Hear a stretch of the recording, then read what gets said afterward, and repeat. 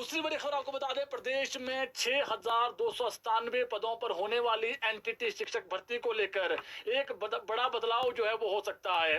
अब इसमें क्या बदलाव होगा? 2014 से पहले 1 साल का एनटीटी कोर्स करने वाले बेरोजगार युवाओं को दिल्ली की तर्ज पर सरकार 1 साल का जो ब्रिज कोर्स है वो करवाने की तैयारी में है। ये महत्वपूर्ण खबर रहे, महिलाओं के लिए अच्छी खबर रहे। इसको लेकर शिक्षा मंत्री की अध्यक्षता में एक बैठक भी हुई है और यह कोर्स 12 जिलों के डाइट केंद्रों में करवाया जाएगा। समग्र शिक्षा विभाग की टीम दिल्ली सरकार से एनटीटी के ब्रिज कोर्स व इसके सिलेबस को लेकर मंथन करेगी। दरअसल स्टेट इलेक्ट्रॉनिक्स जो डेवलपमेंट कॉर्पोरेशन है उसने जो सिलेक्ट एजेंसी है उसके माध्यम से करीब 3,000 पद अभी तक विज्ञापित कर दिए हैं, निकाल दिए हैं, जिस पर जो है वो इंटरव्यू भी हो गया है। कॉर्पोरेशन अब भी पहले वेरिफिकेशन पर अड़ा हुआ है और यह प्रक्रिया पूरी होने के बाद ही दूसरे चरण के जो शेष 3,000 पद हैं उसको विज्ञापित करने को दावा कर रहा है, यानी करेगा।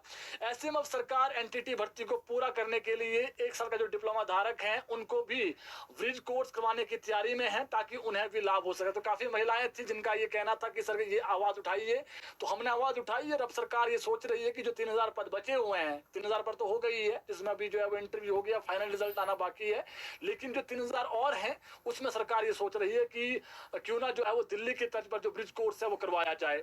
इसके अलावा शिक्षा मंत्री रोहित ठाकुर ने आपदा प्रभावित क्षेत्र सराज का दौरा करने के बाद सुंदरनगर में आयोजित पत्रकार वार्ता को संबोधित करते हुए आज कहा कि अब प्रदेश में कोई भी शिक्षण संस्थान नदी नालों के नजदीक नहीं बनेंगे।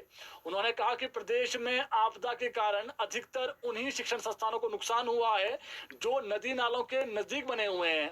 अब इस रिवायत और सोच को बदलना है और सरकारी संस्थान को ऐसे स्थानों पर बनाना है जहां पर नदी नाले ना हो। आपदा के कारण जो शिक्षण संस्थान पूरी तरह से क्षतिग्रस्त हुए हैं उन्हें नए स्थानों पर बनाया जाएगा और इसके लिए जो जगह चिन्हित की जाएगी उसका शिक्षा उपनिदेशक स्वयं जाकर निरीक्षण करेंगे करके आपको हमने बता दी है।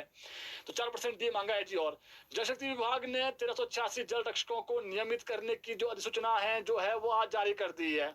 31 दिसंबर 2024 तक 12 साल पूरे कर चुके जो जल रक्षक हैं उनको नियमित कर दिया गया है। नियमित होने के बाद जल रक्षक अब पंप अटेंडेंट जो है वो बन गए हैं, लेकिन विभाग ने जारी जो अधिसूचना जारी की है, जो ऑर्डर जारी किए हैं आज, उसमें स्पष्ट किया है कि अब जब तक विभाग में दोबारा से 1386 पद वैकेंट नहीं हो जाएंगे तब तक जल रक्षकों की जो भर्तियां हैं वो प्रदेश में नहीं होगी। जल शक्ति विभाग ने वन टाइम सेटलमेंट के तहत यह पोस्टें जो है विभाग में क्रिएट की थी। ऐसे में अब जब ये पोस्टें वैकेंट हो जाएगी पूरी की पूरी, उसी के बाद जो नई भर्तियां हैं वो हो जाएगी। जो अच्छी खबर है जी, जल रक्षक पंप अटेंडेंट बन गए हैं जिनके 12 साल पूरे हो गए हैं जी, जिन्होंने कॉन्ट्रेक्चुअल जो पीरियड था उनका, वो आज अटेंडेंट पंप अटेंडेंट बन गए हैं। इनके ऑर्डर निकाल दिए हैं आज।